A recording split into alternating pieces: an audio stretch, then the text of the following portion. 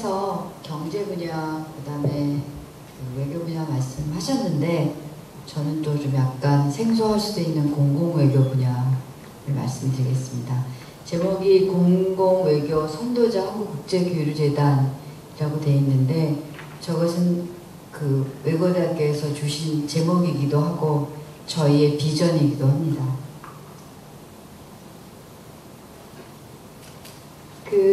목 찾는 대강 이런 순서로 말씀드리겠습니다. 저는 15분 동안 하려고 타이머 갖고 왔어요. 그래서 빨리 진행하겠습니다. 국제교류재단의 설립 목표는 결국은 저희 국제교류재단 재단 법이 있습니다. 대한민국과 외국 간의 각종 교류 사업을 통해서 또 국제사회 한국에 대해서 좀 잘 알리고 또 우호 친선에 도모하고 좀 증진하는데 이미 좀 이바지하자는 것이 저희 법상에 된 저희 설립 목적입니다. 그러니까 결국 미션은 우리가 해외 각국과 여러 가지 각종 교류 사업을 해서 한국에 대한 우호 친선을 증진하는 겁니다. 이걸 간단하게 얘기하면 결국은 온 세계를 한국의 친구로 만들자라는 게 저의 가장 분명한 미션입니다. 말씀드린 바와 같이 저희가 꿈꾸는 것은 국민과 함께하는 세계 수준의 공공외교 대표기관이 되는 것이 저희의 비전입니다. 공공외교라는 말이 생소할 수도 있고 저희 나라에서도 한 10년 전부터 이 공공외교라는 말이 많이 나온 것 같은데, 제가 근무하는 재단과 전 기관에서 우리가 하고 있는 활동은 대개 같은 내용의 행사지만 이것들을 우리가 좀 비교해보면 처음엔 상당히 홍보 차원에서 시작했고, 그 다음에 국제교류라는 이름으로 시작이 됐고, 그 다음에 요즘 유행하는 용어는 공공외교라는 것 같습니다. 사실 또 공공외교라는 것이 지금 진화를 해서 우리가 대개 학계에서 말씀하시기에는 공공외교 1.0, 2.0, 3.0 얘기를 하는데, 1.0이 결국은 미디어를 통해서 한국을 아니면 각 자기 나라를 일방적으로 홍보했던 것이 사실 홍보라고 할 수 있을 것 같고, 수단을 문화, 예술, 인적교류 이런 것들을 했던 것을 국제교류라고 볼 수 있을 것 같고, 이제 좀 우리가 여러 가지 교류를 통해서 좀 더 공공의 선이라고 그럴까요? 글로벌 소사이티에 뭔가 기여할 수 있는 방향으로 가자. 그것이 아마 공공외교 3.0이라고 할 수 있을 것 같습니다. 일반화면 생략하겠고요. 그럼 너희는 어떤 돈을 가지고 행사를 하느냐, 사업을 하느냐라고 질문하시는 분들이 많은데, 저희는 공공기관입니다. 그러니까 public institution인데, 이거는 non-profit이긴 하지만 governmental agency는 아니고, 그렇다고 해서 또 non-profit, private institution을 할 수 없는 이유가 저희 소스가 public fund이기 때문에 그렇습니다. 여러분 싫어하시겠지만 여권 내실 때 거기에 붙어있는 international contribution이라는 것, international exchange contribution이라는 국제기여금이라는 조항이 있습니다. 그래서 그것으로 들어오는 것이 재단의 수익금이 되고, 그래서 저희가 독립적으로 수익금을 받아서 사업을 하기 때문에 사업적으로는 독립성이 보장이 되지만 공공의 재원을 쓰기 때문에 국가의 국정감사라든가 또 저희 기획재정부의 감사를 받고 있습니다. 저희 사업은 대개 4개의 분야로 진행이 되는데, 해외 한국학진흥, 공공외교, 또 다시 공공외교가 들어있는데 이것은 글로벌 네트워크와 인적 교류로 분류됩니다. 그 다음에 문화예술 교류, 그 다음에 미디어 지원이 있습니다. 해외 한국학진흥으로는 대개 이것을 한마디로 말하면 세계대학의 한국학과 관련된 교육 인프라를 만들고, 또 차세대 한국 전문가들을 양성해서 대한민국을 국제사회에 널리 알립니다. 이게 저희 한마디로 할 수 있는 해외 한국학 진흥의 사업 내용인데, 중요한 것은 현지인들을 통한 한국학의 양성이라는 면이 중요합니다. 좀 더 구체적으로 본다면 해외 한국학 진흥에서 실질적으로 많이 하는 것이 한국학 교수직이라든가 아니면 한국학 강좌 요원이라든가 또 한국학 활동이라든가 또 전문가 육성, 워크숍 같은 것들을 진행을 합니다. 해외 한국학에서 가장 저희가 처음부터 시작해서 힘을 많이 들었던 게 교수직 설치입니다. 사실은 한국에 대해서 가르칠 수 있는 교수님이 있어야 한국학에 대한 강좌가 진행이 될 수 있기 때문에 그 한국학 교수진의 안정화를 위해서 저희가 처음 시작한 게 그 인다우먼트 취어라든가 아니면 TTP 그 계약 교수직을 조교수직으로 시작해서 부교수까지 전교수까지 올라갈 수 있는 두 가지 방식으로 했는데 지금 현재 그 12개국 76개 대학 113석의 한국어 및 한국학 교수직이 설치되어 있습니다. 그 밑에 그림을 보시면 사실은 지역별로는 5개, 근데 사실 유럽에는 동유럽 그 폴란드 한 개국에만 교수직이 설치되어 있습니다. 그렇다고 해서 많은 다른 나라들은 한국어 강좌가 한국학 강좌가 없는 것은 아니고 재단이 지원한 교수직의 분포가 이렇다는 겁니다. 그 다음에 저희가 사실은 그 교수직 설치가 다 잘 될 수 있는 것은 아닙니다. 왜냐하면 특히 아시아 지역 같은 경우에는 그 나라 언어를 하실 수 있는 한국학 교수님들이 많지 않기 때문에 그 아시아 쪽이나 또 다른 영어나 한국어가 활성화되지 않는 아니면 또 우리나라 선생님들께서 많이 활용하신 언어권이 아닌 지역에는 한국학 강좌가 하기 어려운 점도 있고 또 파견하기 어려운 점이 있기 때문에 저희가 e스쿨이라는 것을 좀 개발을 했습니다. 그래서 외대와도 저희가 하고 있는데 외대는 아마 중국, 베트남 이렇게 하고 있는 걸로 알고 있어요. 여기서 실시간으로 강의를 하면 저쪽에 있는 학생들이 강의를 듣는 형식입니다. 그래서 대학원 중심으로 지금 진행을 하고 있고 아직까지는 좀 보완할 것들이 있어서 온라인과 오프라인을 같이 하고 있습니다. 지금 현재는 30개 대학에서 약 115개 대학을 대상으로 교류를 진행하고 있습니다. 그래서 한국학에서 또 하나 중요한 것이 한국학 센터입니다. 센터가 중심이 되어서 강좌도 하고 한국학 활동도 하고 또 교류 활동도 하고 하기 때문에 센터들을 지원하는 프로그램이 있습니다.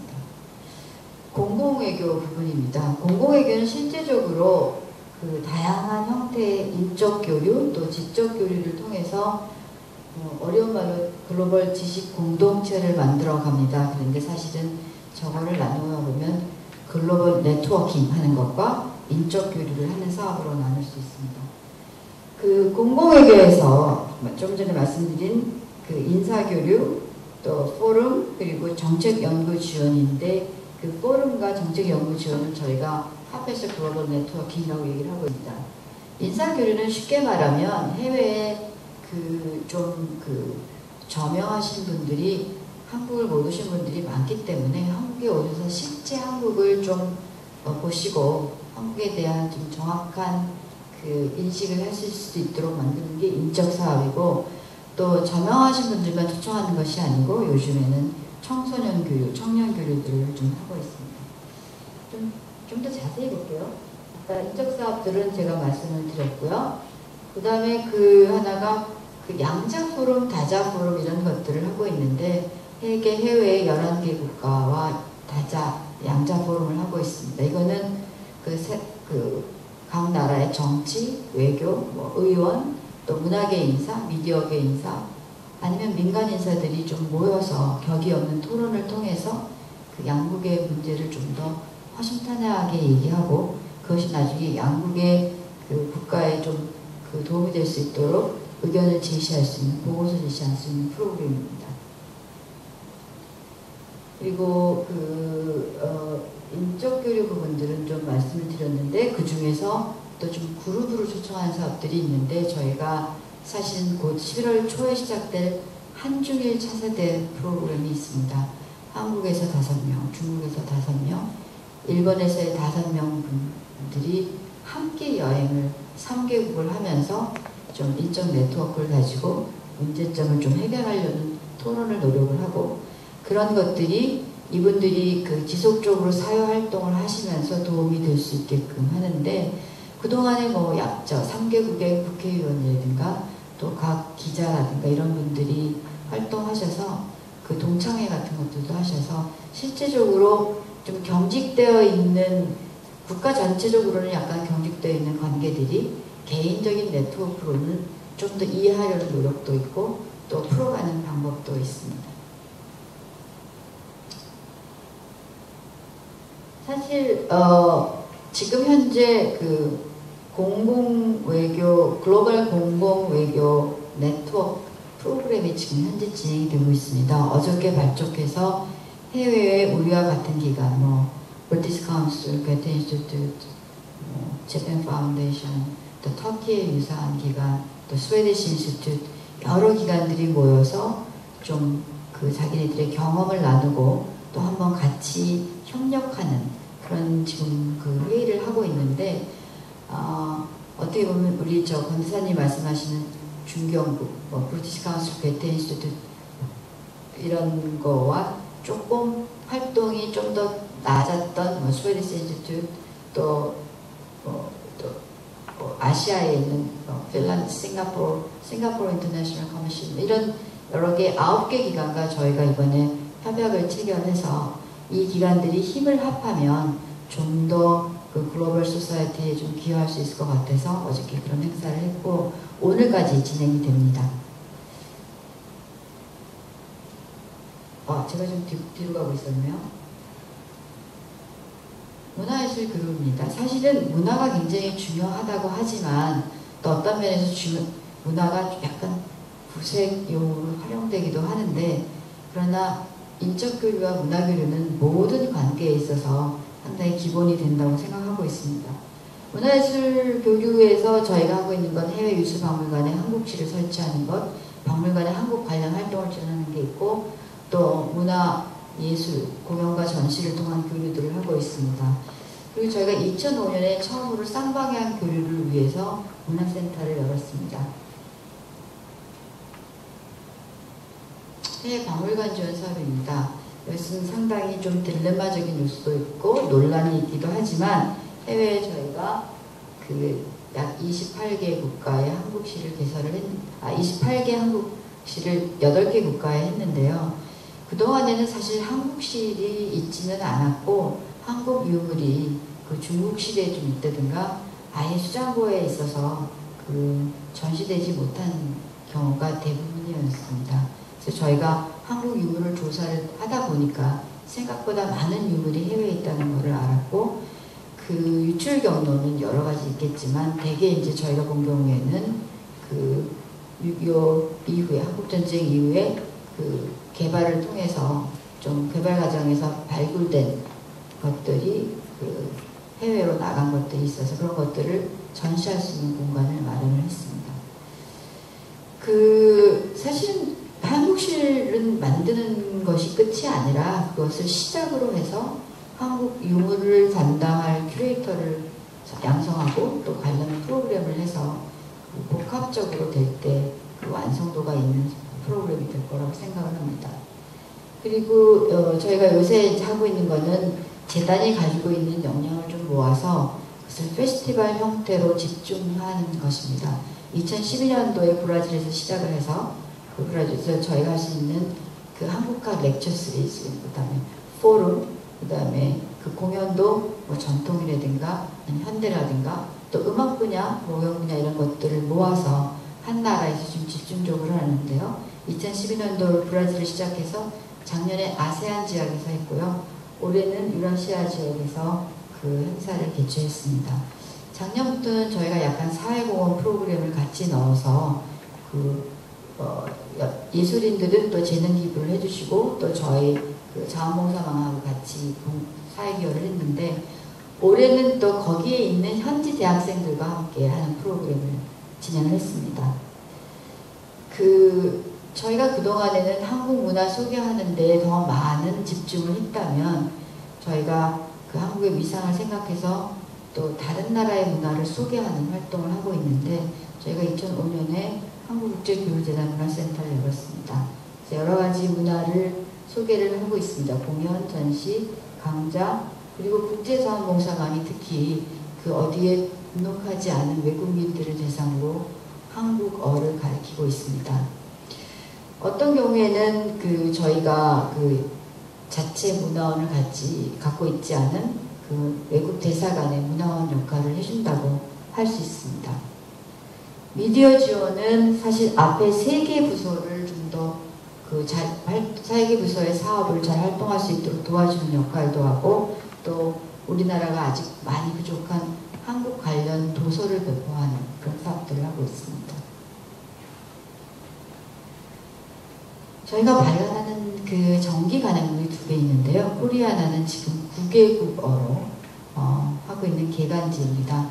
그래서 한국 문화를 전통 문화, 컨템포러리 문화를 좀 소개하고 있고요. 그 다음에 코리아 포커스는 사실 저희가 웹진입니다.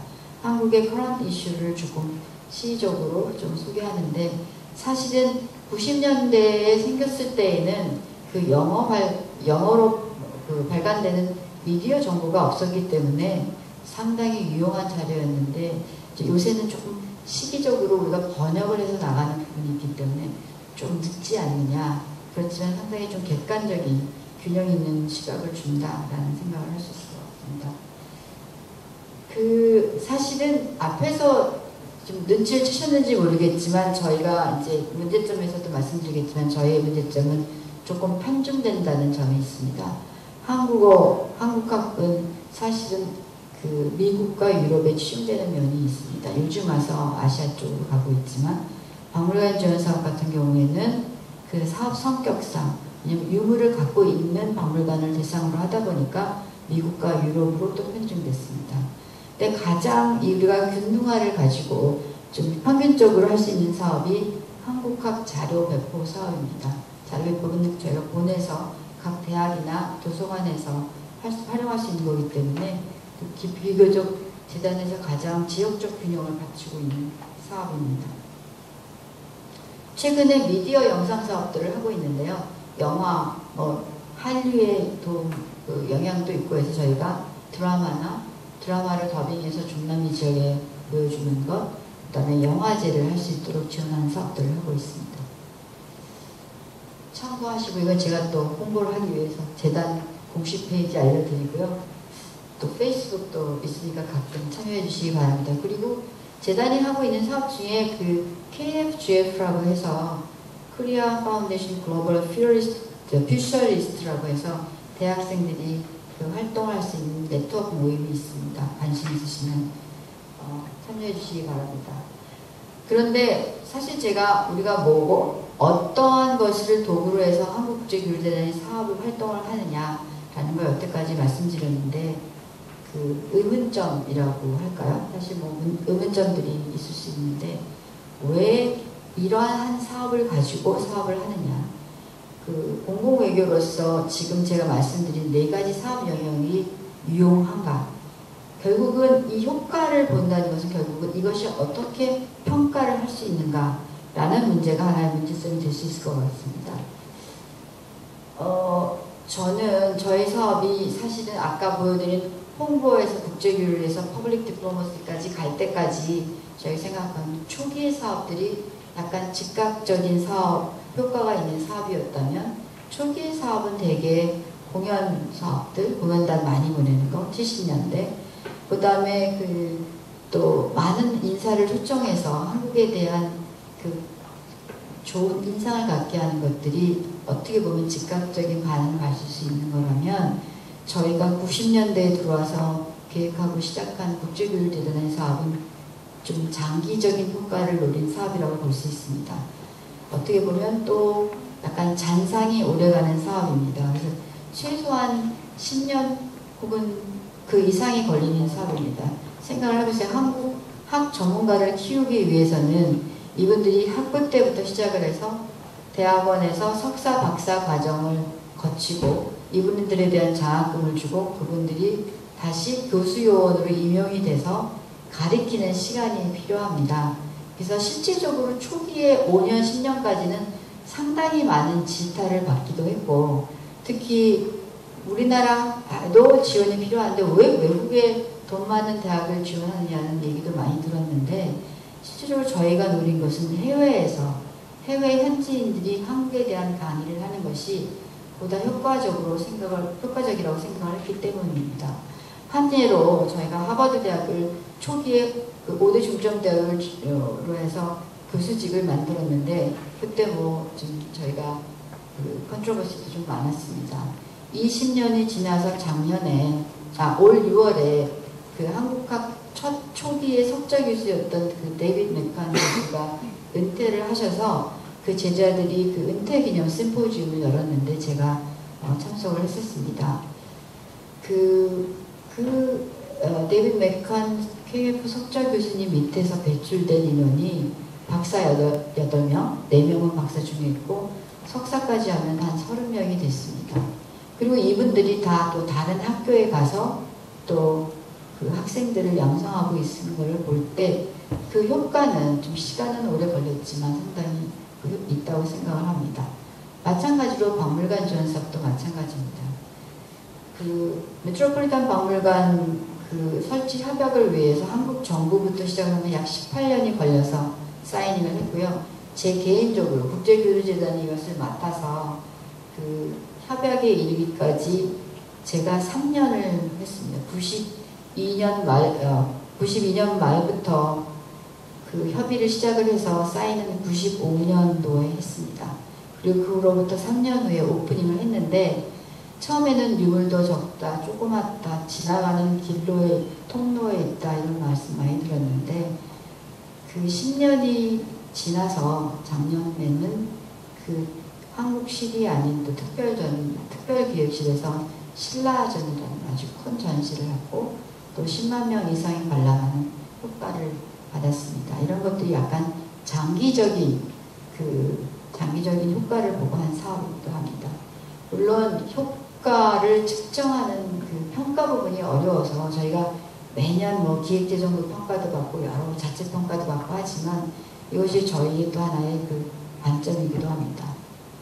또 하나는 저희가 국회에 가면 맨날 그 야단 맞는 게 한 의원께서는 니네는 왜 미국에만 돈을 그렇게 많이 지원하느냐, 아프리카와 아중동 지역은 뭘 하느냐 이런 말씀도 듣고 다른 한편에서는 그래도 미국이 중요하니까 미국을 지원해야 된다 그런 얘기를 하는데 사실 지역의 그 형평성은 저희도 많이 고민하는 부분입니다.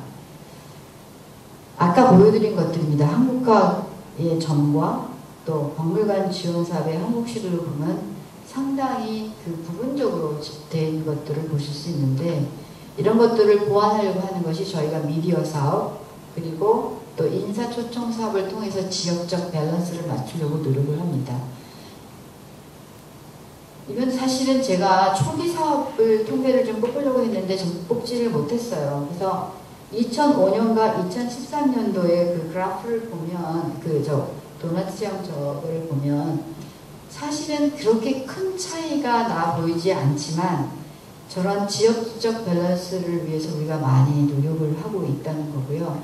실제적으로 90년대까지만 해도 이 아중동이라든가 아프리카, 특히 이게 또 사업별로 보면 또 상당히 그림이 달라질 수 있는데 초기에는 저희 대부분의 한국학 사업이 미국 쪽에 많아서 미국 사업이 60% 이상이고 나머지가 나머지 한 40%, 30%였는데 이제 한국학으로 봐도 지역적 밸런스가 맞았는데 그런 것이 이제 이스쿨이라든가 장학생이라든가 이런 것들을 통해서 많이 된 것 같습니다.